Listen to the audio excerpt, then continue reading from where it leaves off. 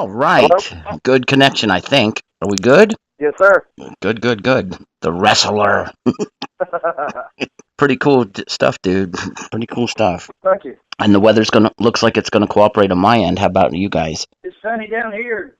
Good deal, good deal. So I'm gonna keep this short and sweet and simple. So since you guys are kind of Uh, like in rehearsal and stuff, and I don't want to cut into that time, oh, we're done with that now, which is why we was late getting to you. that's okay. Band first. I understand. I'm not that selfish. Damn you being. Why doesn't everybody introduce themselves and their specialty within the band? We'll get that started. All right. I'm Jody Kendall. I'm the drummer.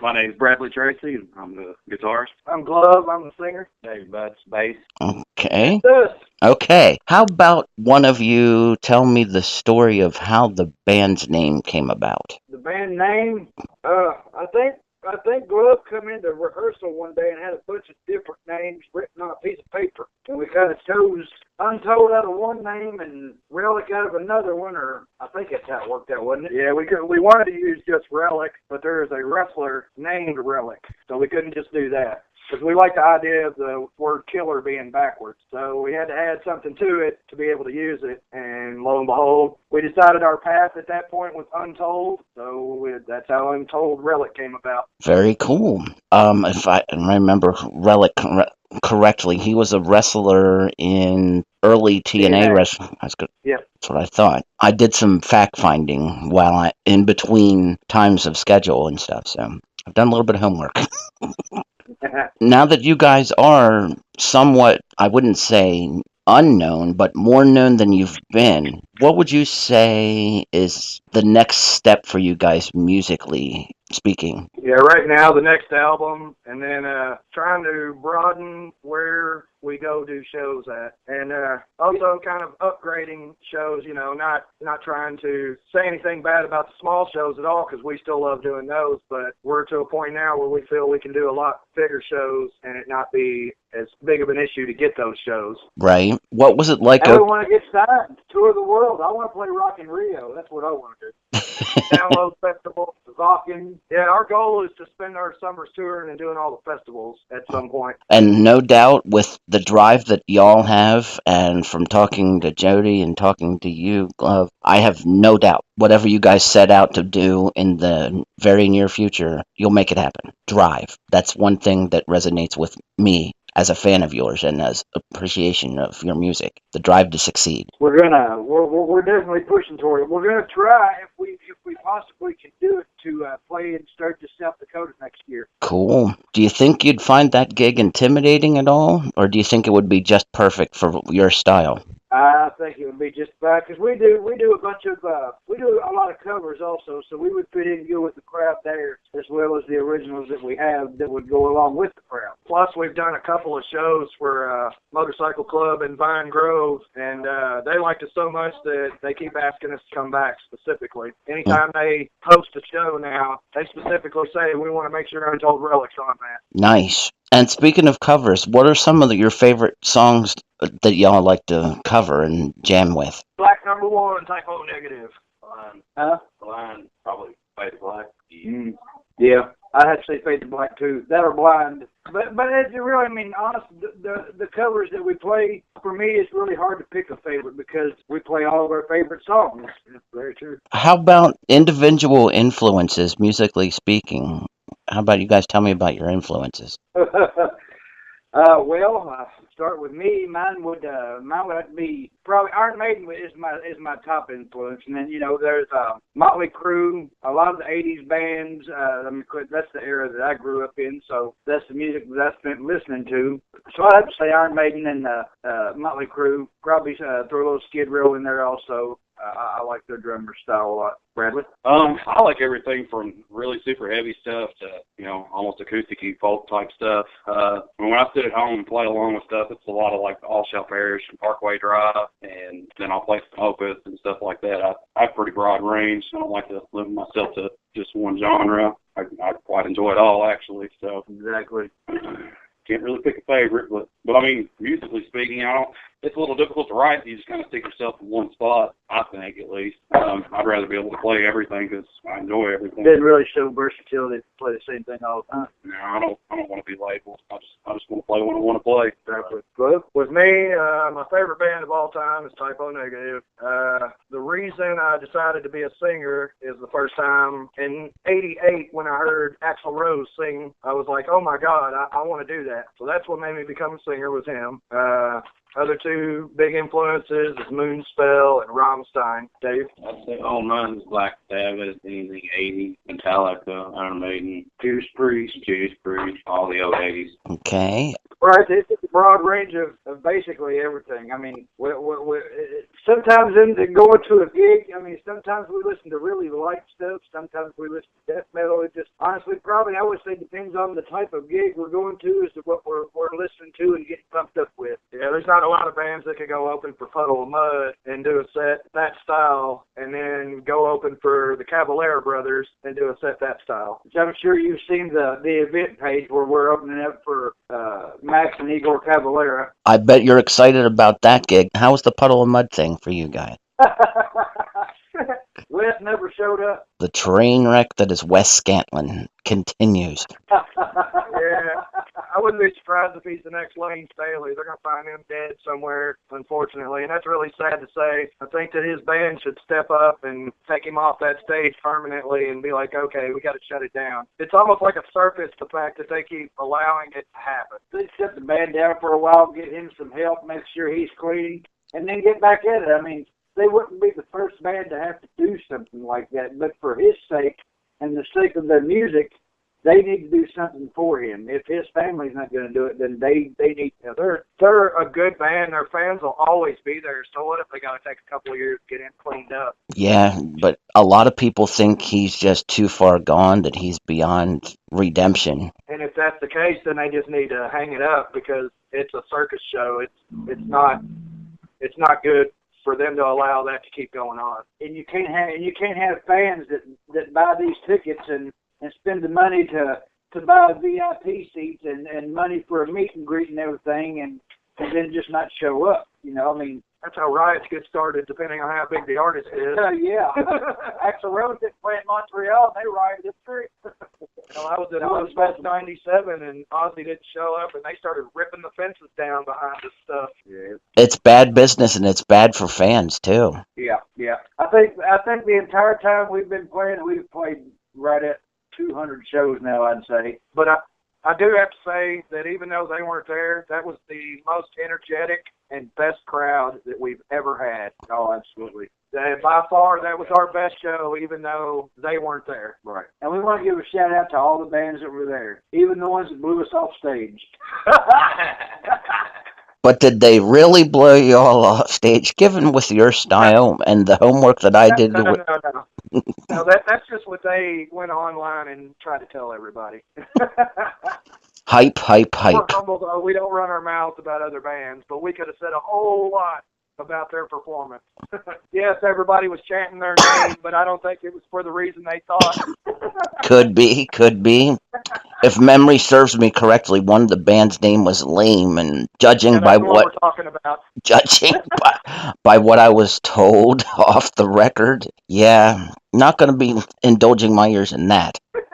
Might have to bleach them out after. Lame, all right, but I don't think they were chanting their name. I think they were telling them, "You're lame." Most likely. What is your favorite places locally to play? I'd have to say mine's probably Diamonds. Yeah, for sure. Expo 5. Expo 5. Used to be Phoenix Hill. We enjoyed playing there a lot. Of course, it's gone now. Brewski's. We played Brewski's. That's probably because the venue, we usually follow certain promoters that we enjoy working for, so whatever bar or venue they're currently booking at is the one that we play at for them. Uh-huh. Like one of the promoters that helped us out in the beginning that we still do shows for, about every 6 or 8 months, he goes to a different venue and books shows. And some of the venues are better than others, but we still enjoy doing shows for him regardless, no matter where the venue is. Him and his crew's like family. They did that. We actually played our very first show in in Louisville for him. So we've all become pretty close with him and his crew. So we play for them when they ask us. But we're looking to expand outward and play for other promoters and other states. Uh-huh. One of the other things is we're out every weekend, show, and a lot of times I think we kind of overdo it in certain cities. So now we're trying to, instead of do quantity shows, do quality shows, if that makes any sense at all. Right, because you can do so many shows, like you can do tens of hundreds of shows, and they're not all good. If you do less shows and focus on the quality, you feel that everything's tighter. Exactly. Plus, people kind of start to miss you in that city, and they're like, "Hey, we haven't seen him in about a month. Let's go check him out." So you look at it as it's a good way to create buzz. Exactly. Other than Sturgis, where would be other places that you guys would love to play? Louder Than Life. It'd be great to be able to do that next year. Yeah, Mercury Ballroom would be awesome. You talking locally? Anywhere. Madison Square Garden. Madison Square. Hey, Bridgestone Arena in Nashville. Hell, I'd like to go overseas and do shows over there. Bands like us do really good over there. I would also like to play Rock and Roll Ribs down in Florida. The drummer for Iron Maiden owns the place, so I think that would be a nice little gig also. Not to mention they got good food. Is there a certain act that when you guys are just like when you're warming up, do you guys warm up with your own stuff or do you warm up just random licks? Different every time. Yeah, it's different every time. We don't use the same songs to warm up to and everything. I mean, it's just random. We kind of all look around at each other like, okay, what do you want to play first? We're like that couple that can't decide where to eat. I don't care, man. So it would be fair. It'd be fair to say that it's a democracy within the band. There's no dictatorship or. Oh no, everything's got to be a majority vote for sure before it'll happen. Everything. There's four of us, not one of us. I'm trying to think of another. Oh yeah, okay. When people say to you or would say to you, "I'm not too familiar with what your band is like. Could you tell me what you would say to me to make me interested?" We're very entertaining. We guarantee you'll leave the show going, "What the hell did we just see?" Why did he have a machete on stage? We try to do shows like shows can be done because anyone can sit on their couch and listen to your music and sit around with their buddies and drink and get high or whatever and not spend a dime. You've got to make them want to come and buy that ticket and make them want to come to that show and make them leave going, "We've got to go back." Absolutely. Well, I know you got, judging from a biased point of view, I would say those that don't enjoy your music need to just open their ears a little more and they'll open their minds a little bit because it's very diverse. It's good. It has no weakness. It's consistent. Almost anybody that likes any type of music, except for maybe, country or super soft stuff, can probably find a song on one of our albums that they will like. They may not like the whole album because each song is different from the other, different genres, but they can probably find at least one song that they like.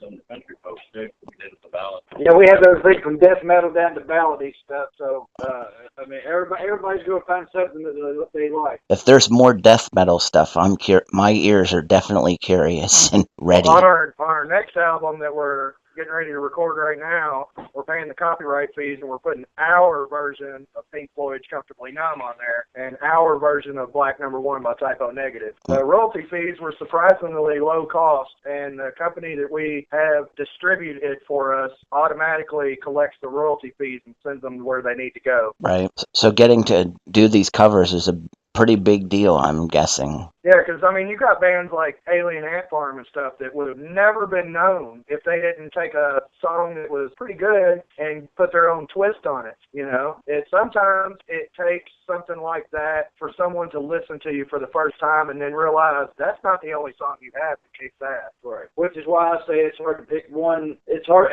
to pick a favorite cover because they're all our favorite covers. It's everybody in the band has taken two or three of their favorite songs and we we just basically started playing them all. But this will be the first album we've ever put covers on the album and paid the royalty fees to do so and everything. Right. And when can the rabid fans of Untold Relic expect that new album to launch? Halloween. Halloween. It'll be our second Halloween release. Very cool. That'll be on iTunes and Google Play and Amazon and everywhere else. Spotify, I think there's a few other sites. Pretty much anywhere you download or stream your music. Very cool. My last question for this interview is simply this. For the naysayers that say your music is not good, and to the critics, what do you say to those critics that say you're not worth their ears? We don't expect everyone to like us, Right. but A lot of four-letter words. That's what I was thinking. A four-letter word, fish head. and honestly, when we started this, popularity has never been something that we've strived to have. If somebody likes us, that's awesome because we love that. But, you know, if it was just the four of us jamming in the garage, we'd still be doing what we do the way we do it because that's just who we are. So whether it's 0 fans or 2 million fans, we're going to give them what they paid for and exactly what they're wanting to hear and the reason they're there. Yep. Yeah. Well, And after the end of the night, if they still don't like it, that four-letter word we was talking about was fuck them. I kind of figured that's what it was. Or we can always just start saying, well, don't be lame. Yeah, and yeah, like I'll say it with no. Four-letter word. It is a 4-letter word, but y'all ain't lame. That's for sure. And as a fan and as a person who enjoys different styles, the way you guys have your different styles, I'm anxious to see what it comes next in the next album. You know what I'm saying? Because it's just that We got good. a few surprises on this next album that I think everybody's going to like. A little different from the last album, but that's what we want to do. We don't want to play the same shit. There's certain bands that as soon as they start a song, even if it's a brand new song, you know what band that is. Yep. We're one of those that when the guitars begin, you're questioning, okay, who is this? Keeping people guessing, but in a good way. Right. And they don't. You're not giving them the same thing over and over and over, which is a problem that I see with a lot of music nowadays. Even with bands that I like, it's getting to be where they're doing the same thing, and we don't want to be in that category where this song sounds like the last song, or that song sounds like this song. Just like everything in life, you have to evolve with your music, your stage performance, everything about you and the band. You know, it's an evolutionary process. We are definitely not the same band we were a year ago. No, And we're not stuck in a track either. and we're not as good as we're going to be tomorrow. Exactly. So it's fair to say that commercialization is not an Untold Relic's future either. Now, I've already had critics come and be like, "Oh man, you should take the mask off and do this and that." And I'm like, no, that's part of who I am. And if you don't like it, I'm sorry, but that's just the way it is, you know. Watch one of the lyric videos where you don't see the mask. Well, Jody, I got to thank you for putting this together. I'm glad you guys had the time today, and I'm glad I had the time to get this taken care of. Thank you guys for the time, and I do appreciate it. Awesome. We appreciate that. Thank you. Absolutely. No problem, guys. Have a good night. Talk again soon. You Hey, too. brother, you too. Bye. Bye.